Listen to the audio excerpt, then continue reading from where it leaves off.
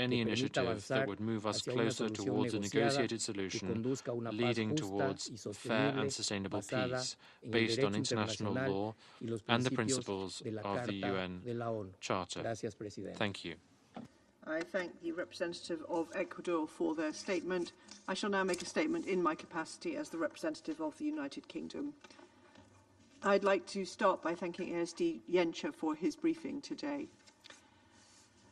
Colleagues, last week we marked 1,000 days since Russia launched its illegal, full-scale invasion of Ukraine.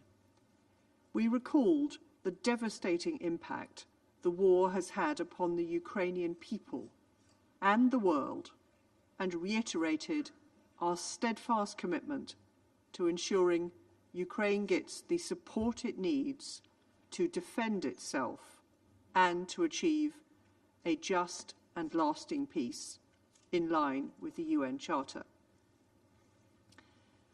President Putin has demonstrated time and again that he has no interest in such a peace. In recent weeks and months, Russia has intensified its attacks on Ukraine. First, it has stepped up the use of indiscriminate glide bombs against Ukrainian cities. Last week, the UN announced that the number of civilians killed since February 2022 had reached over 10,000, with over 18,500 injured. Second, Russia has intensified its deliberate targeting of civilian energy infrastructure. This is a war crime, and it puts the lives of millions of Ukrainians at serious risk during cold winter months. Third, Russia has used experimental weapons. Last week, it fired an intermediate-range ballistic missile on Dnipro. Ukraine is not a testing ground for new weapons. I could go on, but this pattern of reckless activity by Russia serves only to prolong the war and the suffering of Ukrainian people, whilst posing serious risks to international peace and security. There is only one aggressor here, and only one country in breach of the Charter. To seek de-escalation, we must focus on deterring Russia from that aggression. No one wants peace more than Ukraine. But Ukraine needs to be able to defend its civilians from these brutal attacks. Ukraine has a right to self-defense under Article 51 of the UN Charter, and we will support them in their efforts to achieve a sustainable peace. I resume my function as President of the Council. I now give the floor to the representative of Ukraine. Well, thank you, Madam President. Distinguished members of the Security Council, Assistant Secretary General Yencha, I also recognize here the residual presence of Putin's envoys in the permanent seat of the Soviet Union. I would like to thank the Ukraine presidency for convening this meeting that Ukraine requested in response to Russia's recent escalatory actions. These include the first use of an intermediate-range ballistic missile to strike the Ukrainian city of Dnipro and the use of DPRK troops in its war against Ukraine. The ongoing deployment of DPRK troops to support Russia remains one of the clearest indicators of Moscow's unwillingness to de-escalate, alongside the weapons supplies Russia has been receiving from Pyongyang for over a year. Since the Council's most recent discussion, the situation on the ground has escalated, and first clashes of the Ukrainian forces against DPRK servicemen already took place. As we informed earlier, the troops are fighting under assumed identities of Russia's Far East nationalities using forged documents.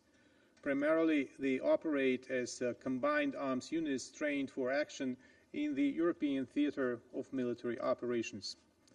The DPRK is now entering the war in a fully fledged manner. According to available information, its current military contingent of 11,000 troops could quickly be increased to 100,000. The question of whether the Pyongyang regime truly requires such a substantial number of combat-trained servicemen solely to assist its Russian allies is rhetorical at best. The answer to this question is self-evident, and while it may be uncomfortable, acknowledging this reality is essential. Otherwise, an appropriate and adequate response would be unlikely. According to the publicly available information, the DPRK had sent more than 20,000 containers of artillery, missiles and other conventional arms to Russia since August 2023 to replenish its dwindling weapons stockpiles. As reported by Ukraine's military defense intelligence, Pyongyang has supplied Moscow with 100 Kan-23 and Kan-24 short-range ballistic missiles. The first use of these weapons by Russia against Ukraine, including against residential areas and civilian infrastructure, was recorded at the end of 2023. In 2024, Ukraine has documented approximately 60 launches of such missiles, accounting for 1/3 of all ballistic missile attacks carried out by Russia this year. Furthermore, recent reports from the expert community point to satellite images that reveal the DPRK is expanding a manufacturing complex in the city of Khamhung. This industrial facility assembles Kan-23 short-range ballistic missiles, which Russia has used against Ukraine, including for targeting residential areas and civilian infrastructure. The satellite images reportedly taken in early October show the construction of what appears to be an additional assembly building, as well as a new housing facility likely intended for workers. Additionally, there have been recent reports that Russia received 170mm self-propelled howitzers and 240mm multiple rocket launch systems from the DPRK. Let me recall that the transfer of ballistic missiles, along with any other arms and related material from the DPRK to Russia, flagrantly violates multiple United Nations Security Council resolutions. The training by the Russian Federation of DPRK regular units, including those recently deployed in the Kursk region, constitutes a violation of Security Council resolutions 1718, 1874, and 2270. In turn, DPRK soldiers providing or receiving any training or other assistance related to use of arms is also a violation of the mentioned resolutions. We reiterate that Pyongyang support comes at a price, and this is an access to Russian technology in missile, nuclear, and other military programs. It is crucial to understand that this price is paid not so much by Russia, but by the world. Failure to act decisively will be far more costly in the long run than taking strong and timely measures today. We call on all responsible nations to take immediate actions to resolutely counterattack the Russian and North Korean regimes, from increasing sanctions pressure on Moscow and Pyongyang to maximizing Ukraine's capabilities within the framework of the victory plan presented by President Zelensky. At the same time, the Security Council and its 1718 Sanctions Committee should continue addressing the issue of non-compliance of the DPRK and the Russian Federation with relevant UN Security Council resolutions. In this regard, Ukraine also supports the monitoring and reporting on violations and evasions of the sanction measures by both regimes within other multilateral mechanism, in particular multilateral sanctions monitoring team established on October 16, 2024.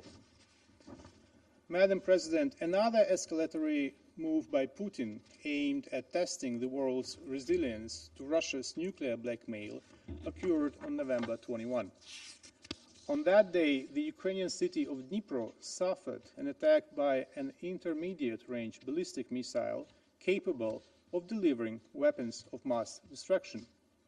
According to an initial examination of remnants, it was the first time that such a missile has been identified on the territory of Ukraine. The missile was equipped with 6 warheads, each containing 6 sub-munitions. It moved along a ballistic trajectory which was only affected by aerodynamic resistance.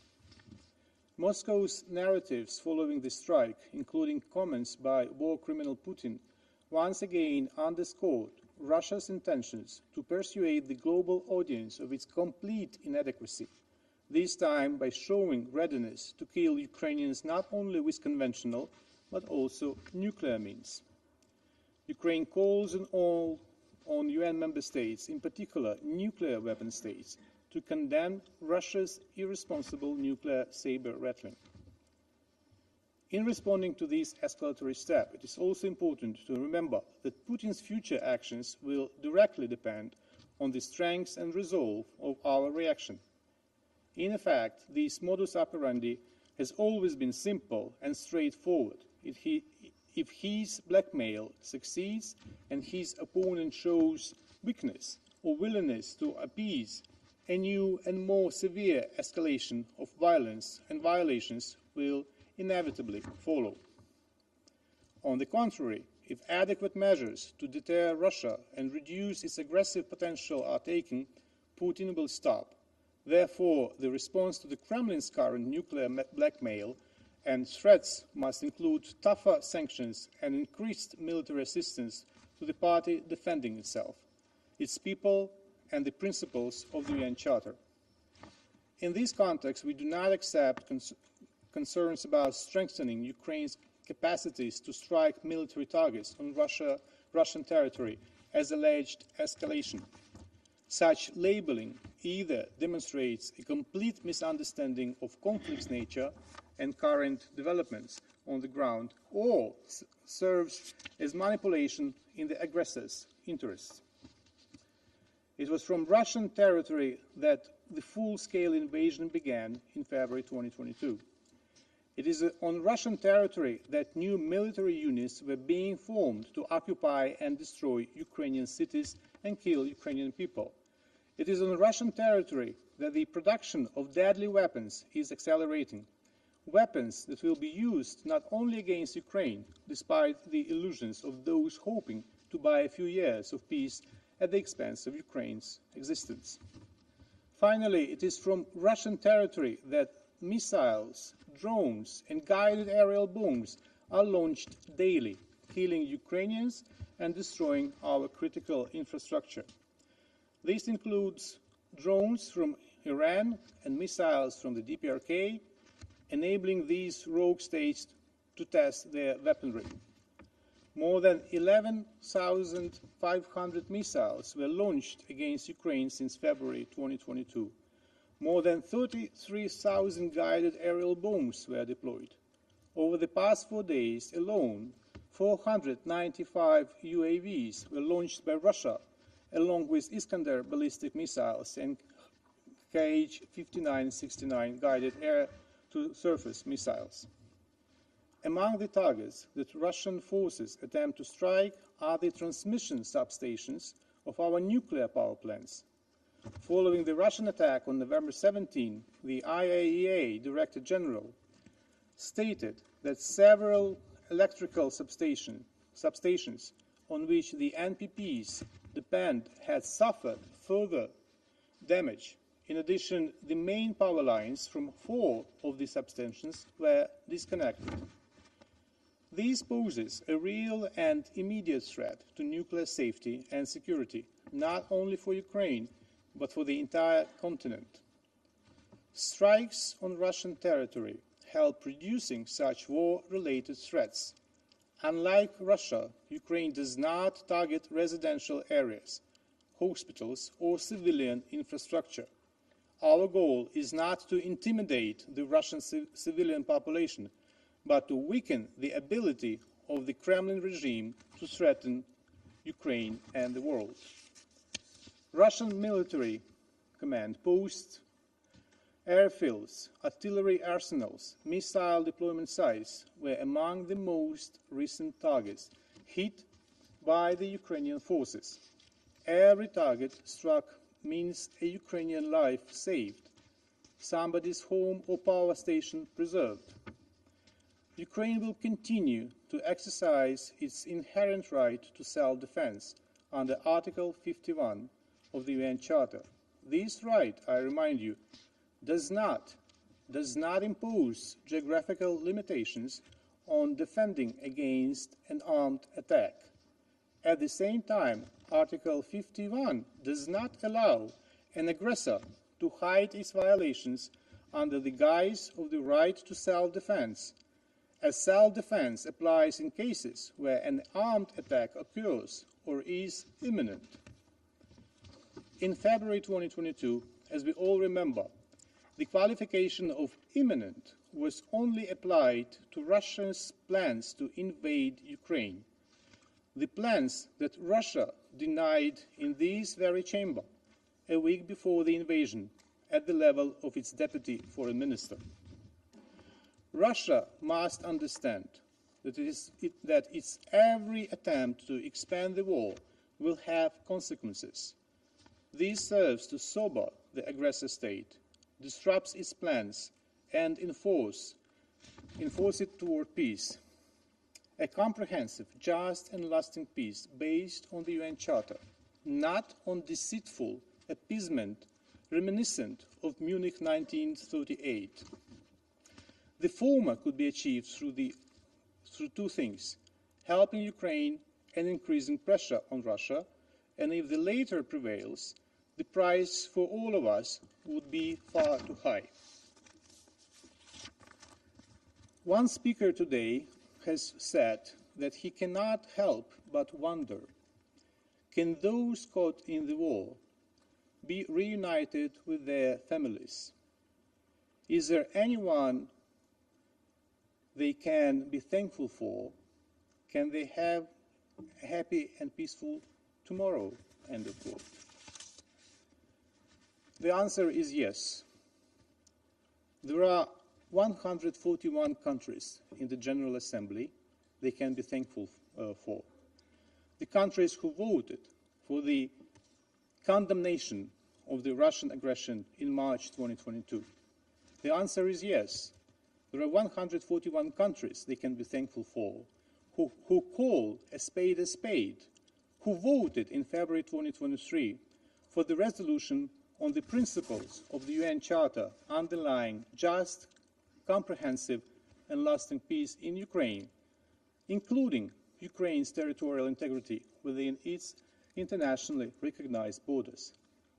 Yes, they can be thankful to dozens of countries that help Ukraine with air defense systems, with means to destroy military bases in Russia, where hundreds of missiles are launched to kill Ukrainian children, women and men.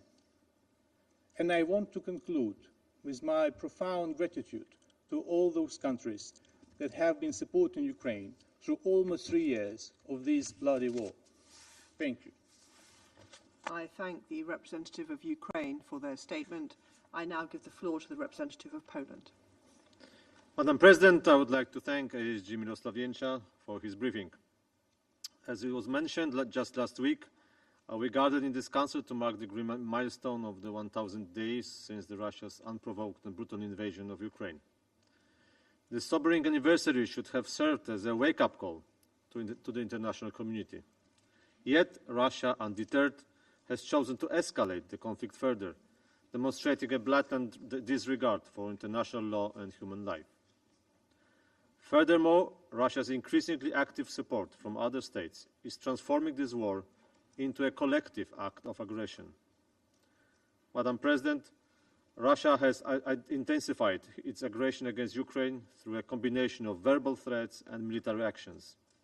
The recent attacks against Dnipro on November 21st, targeting Ukrainian civilians and civilian infrastructure with the use of the modified RS-26 Rubesh intermediate-range ballistic missiles Oreshnik, capable of carrying nuclear warheads, represents a new level of danger in the conflict with Ukraine.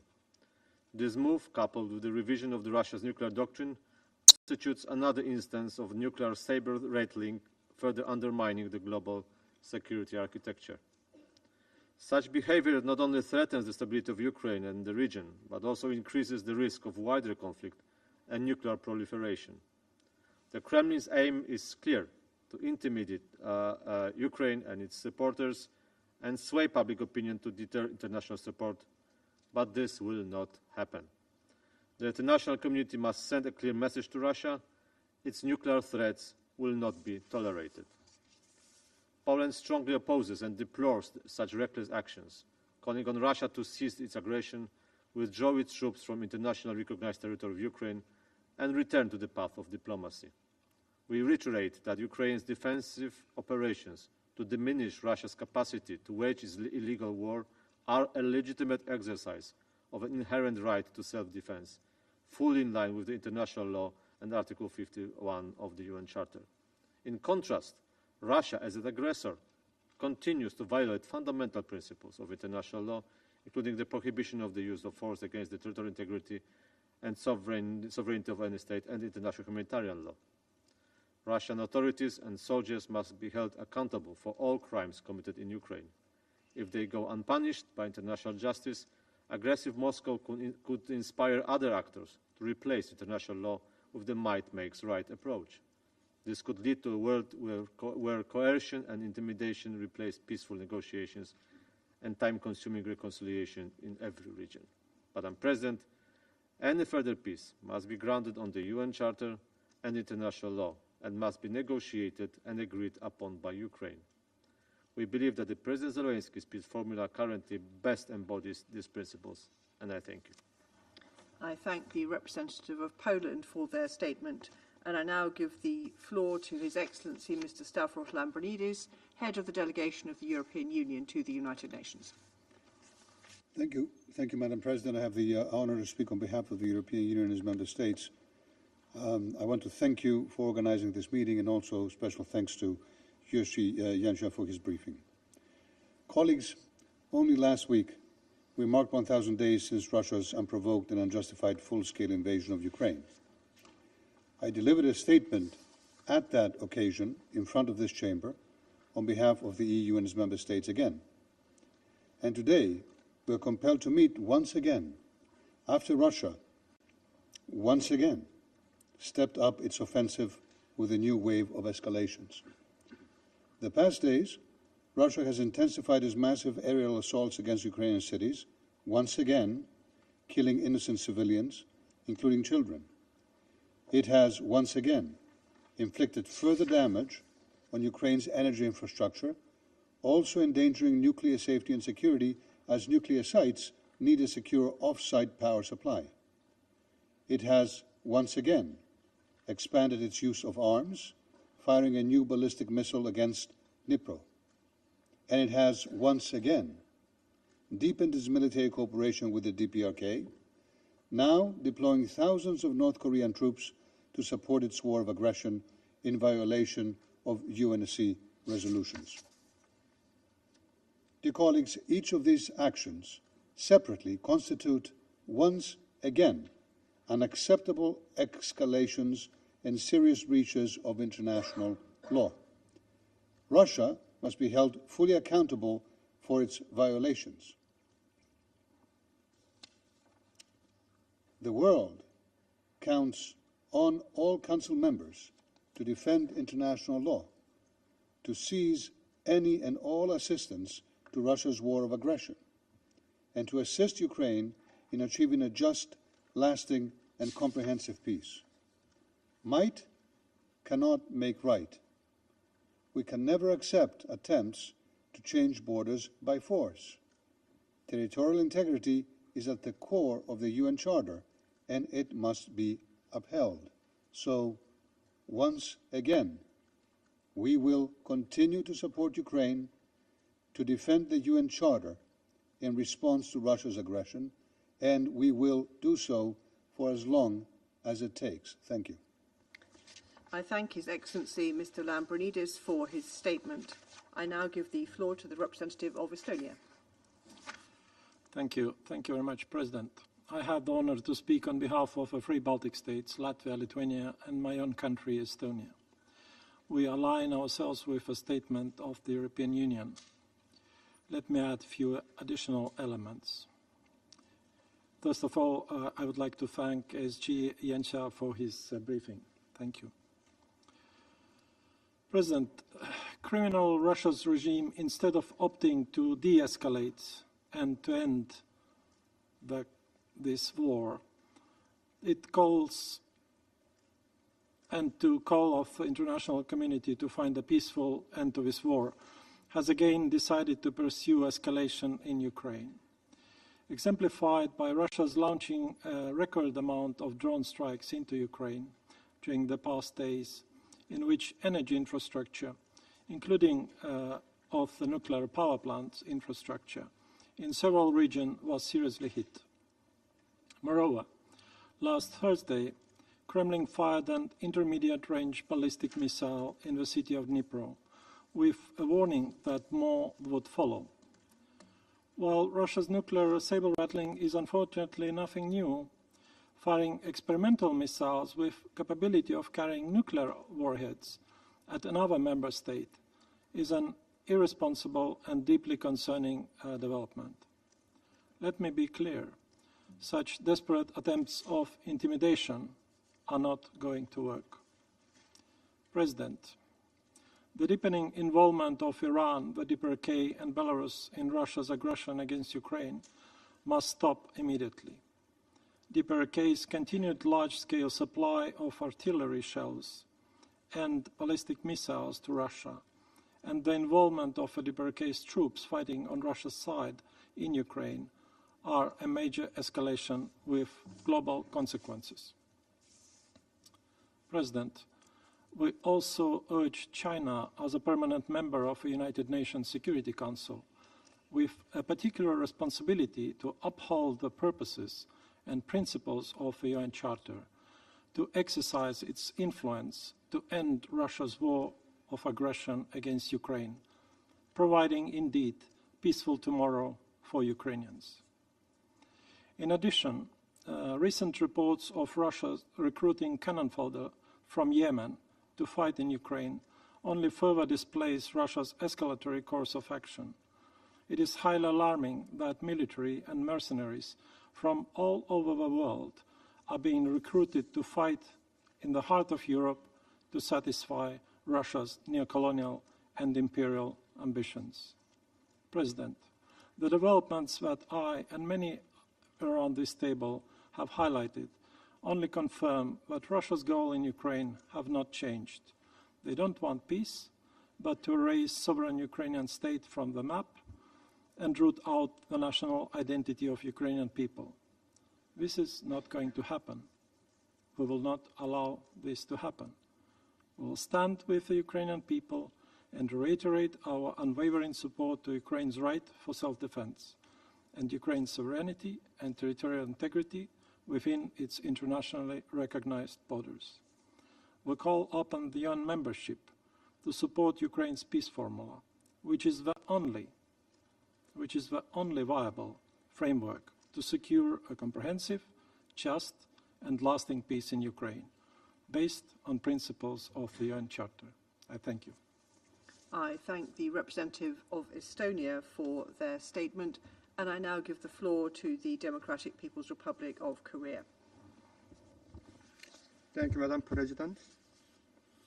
Only a week ago, here in this chamber, the draft resolution reflecting the unanimous demand of the international community for immediate and unconditional ceasefire in Gaza was rejected by United States veto.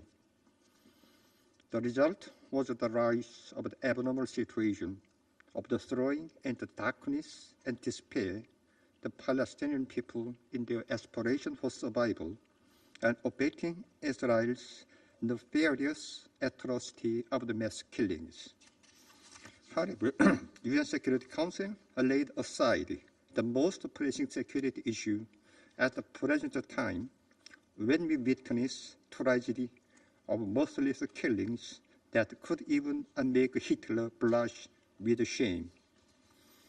Overwhelmed by a high-handed practice of the one permanent member of the Security Council, it has convened a meeting that completely runs counter to the fundamental principle enshrined in the UN Charter. Now, this is truly disgrace to be condemned by international community.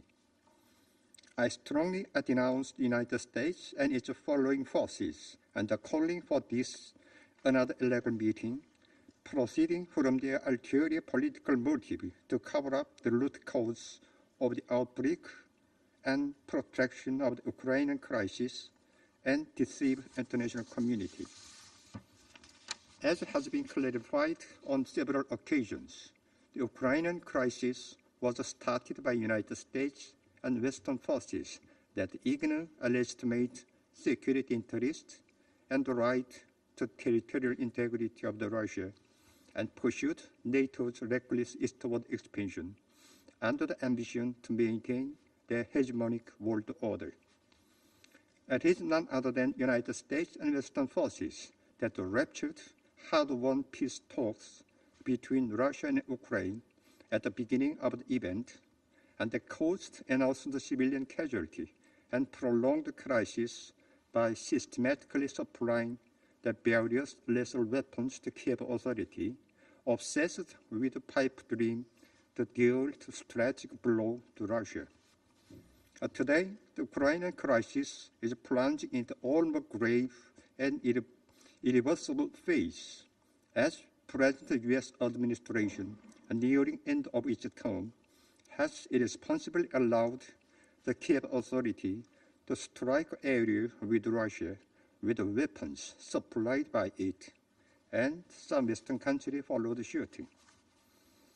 Ukraine invaded Russia's Kursk in August, the killing of numerous civilians, and recently, with public support from the United States and the West, it even went on to commit a dangerous crime of attacking Russian territory, using United States surface-to-surface missile ATACMS and UK air-to-surface cruise missile Storm Shadow.